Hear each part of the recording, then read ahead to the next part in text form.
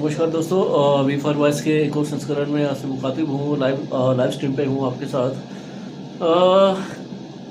एक संस्करण है जो मैं आपसे डिस्कस करना चाहता हूँ। आज से हज़ारों वर्ष पूर्व जब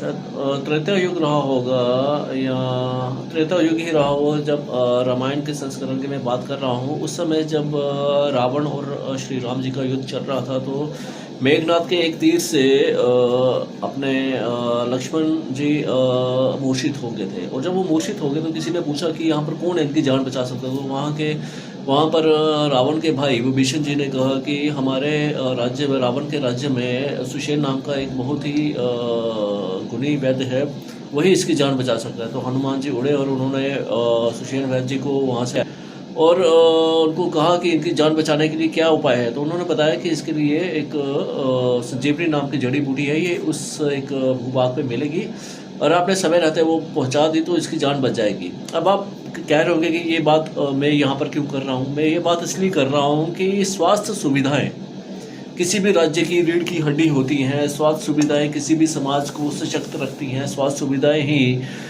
हमारे समाज को एक रिष्ट पुष्ट और रोग रहित रखती हैं। और ये स्वास्थ्य सुविधाएं देते हैं वहाँ के चिकित्सक, वहाँ के डॉक्टर, जो बिना किसी भेदभाव के, बिना किसी द्वेष क्लेश के मरीजों का इलाज करते हैं। लेकिन जब वो डॉक्टर ही नहीं बनेंगे तो वो इलाज कैसे होगा। और आज हमारे देश में क्या चल रहा है, मैं भारत में ही जम्मू कश्मीर के राज्य से मैं कटरा की बात कर रहा हूँ। यहाँ पर हमारे राज्य में सेंट्रल मेडिकल काउंसिल ने एक मेडिकल कॉलेज की मान्यता रद्द कर दी। और उसकी रद्द करने की वजह ये थी कि वहाँ के कुछ लोकल गुंडों ने, लोकल मूर्ख लीडरों ने, जिसमें भारतीय जनता पार्टी के बड़े लोग रहे होंगे, उनके संगठनों से आए हुए बड़े अलग से संगठन थे, बजरंग दल था, विश्व हिंदू परिषद थे, वो एक मूर्खतापूर्ण एक प्रदर्शन कर रहे थे कि यहाँ पर जो डॉक्टर्स पढ़ेंगे वो उसमें से वो सिर्फ हिंदू डॉक्टर ही पढ़ेंगे।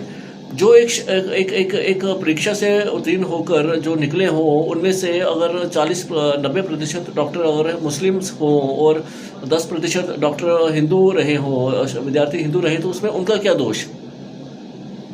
दोस्त तो हमारे समाज का कि हम इतने पढ़े लिखे हैं ही नहीं, हमने उसको वो किया ही नहीं, उसमें उसकी वो चीज़ें सीखी ही नहीं।